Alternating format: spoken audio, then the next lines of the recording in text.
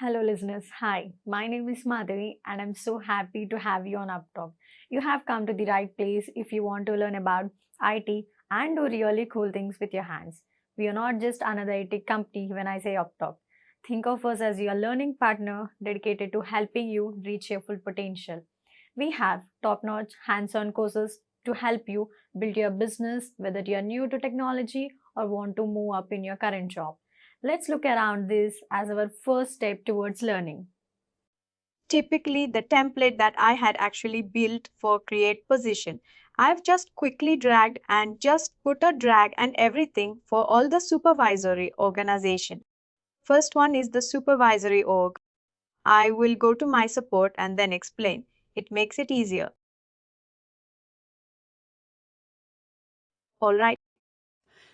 First and foremost, this particular template, everything if you see all of these, most of these values that you see over here are type will be seen as reference IDs. This is one topic that I think I had missed explaining to you guys also. There is something called as reference IDs for every object. For every object, be it a supervisory organization, location, cost center, condition rules, calculated fields, everything in Workday has something called as object reference ID or in short reference ID.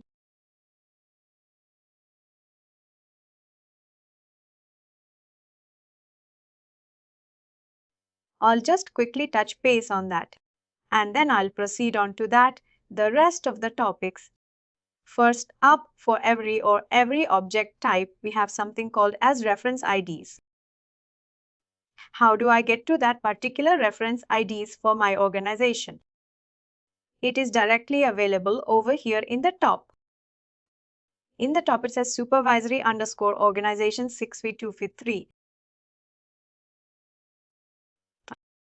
It is just a random number that is actually generated by Workday.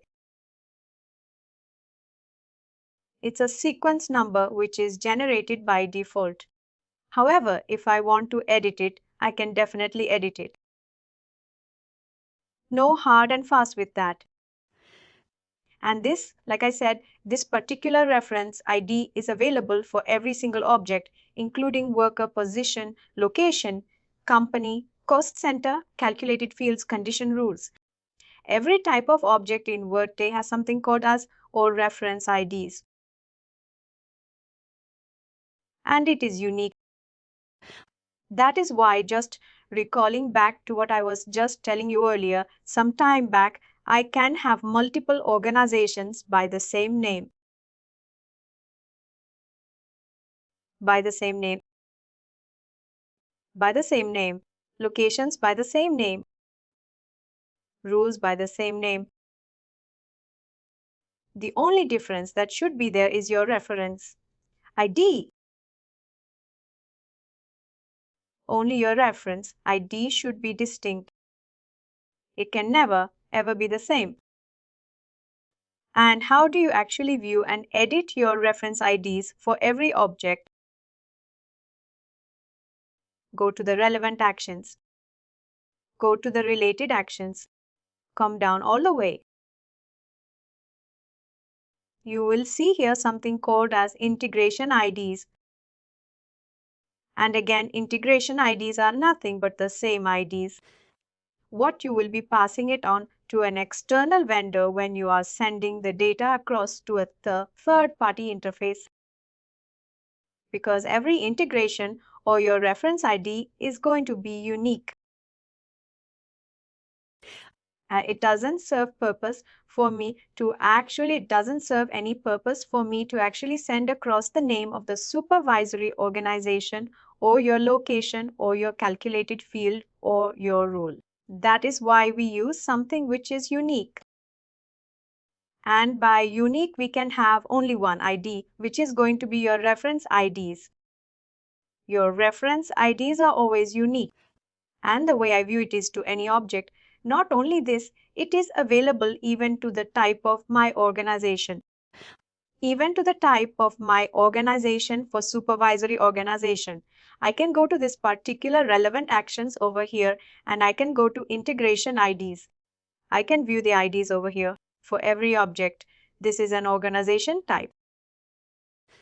For organization type, I have an organization type ID, which is called a subordinate, which is nothing but the one for supervisory organization. For every type of object, we have something called as a reference ID. The way I view it is I go to any object. I go to the menu integration IDs, and then I go to view IDs, view, view.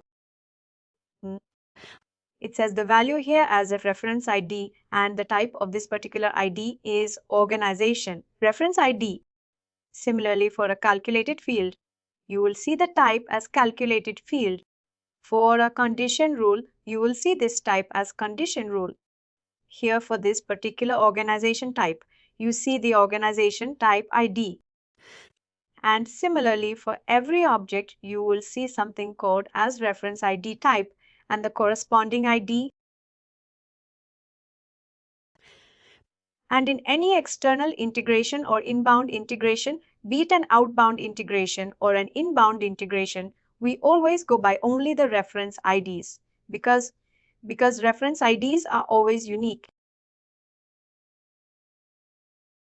whereas your object names need not be unique. Hope it makes sense to you. And where we are going to be at the place where you're going to be using this is mostly in your outbound interfaces or your EIBs, outbound EIBs or inbound EIBs. We are going to be using it over here for any object references. For any object references, we will only be referencing the object via the reference ID and not by the name of that particular object because reference IDs are always unique. They can never be two objects with the same reference ID. Got it? Clear on this, guys? And if you want to edit it the same way, you just have to go to the menu called as Integration ID and say Edit Reference ID. Here it says Supervisor Organization -6253. If I want to edit it, I can give it something else as well.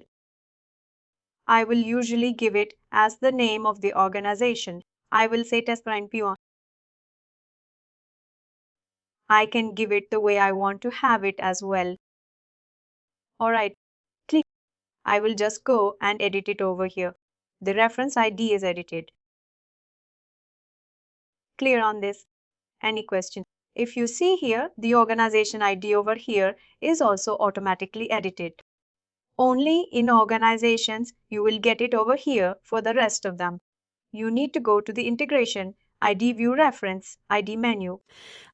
And one more thing I just want to teach you, coming back to reference ID is, if you want to view the reference IDs directly, there is a task which is called as view reference IDs. Alright, and here I can give any business object that I want.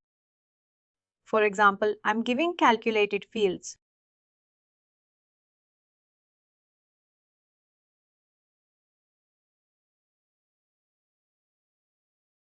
Oh, calculated fields. I will not get it over here. Let me pick reference IDs for condition rules because we have certain other menus for specific ones. Let's go to maintain reference IDs rather than going to view reference IDs because view reference IDs is going to be a little different.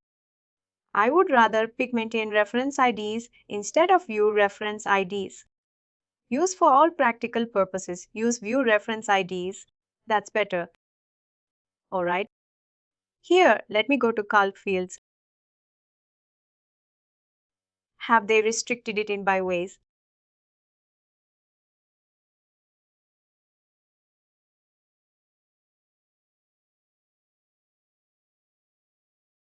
Yes, they've restricted it.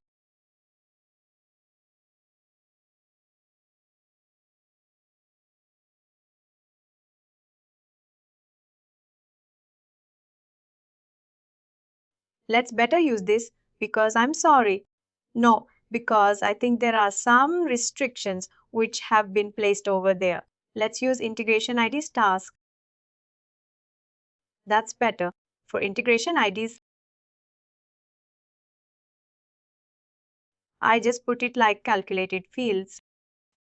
Whichever calculated field that you want to use, just use this particular option over here. Or let's say lookup related values. Lookup calculations.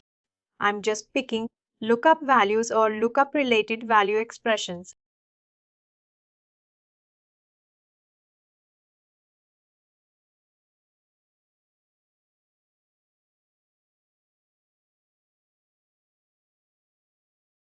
Alright?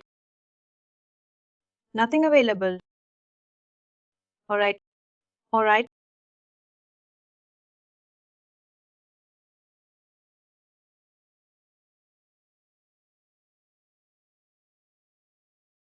Let me pick a business process definition. All these are derived.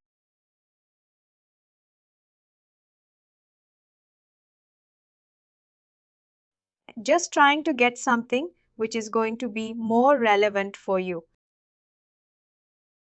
Or calculated fields. Let me take locations. That's much cleaner and easier. Alright. Let's pick the location that we have over here. And the locations that you created, because I wanted to show you something else, but there's some restrictions. For every location that we have separate IDs over here, which is called as the reference ID, the one that I was just talking about. For every location that we have created, it will have an appropriate location reference ID, which you can use in predominantly all your calculations or your external, or that is outbound or inbound EIBs.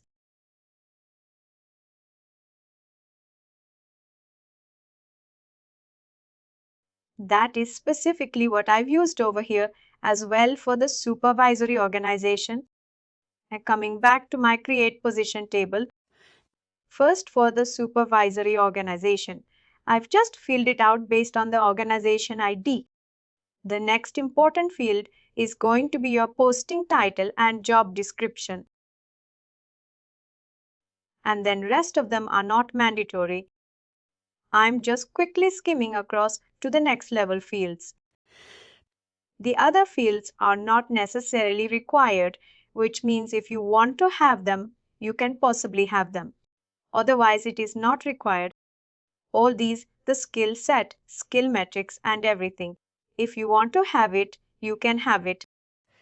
And the next most important date is going to be the date on which you want to have the availability date, skill date, as on whatever date.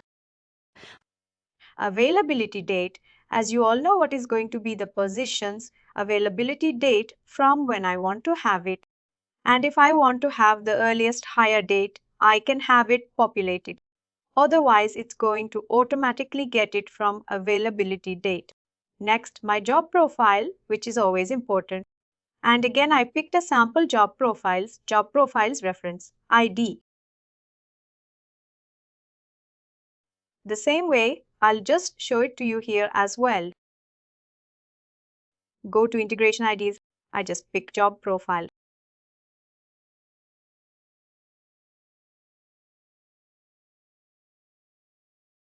Alright, I have all my IDs over here.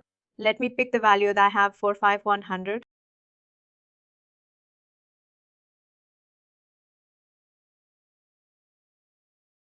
If I filter it based on the ID, this is the job profile.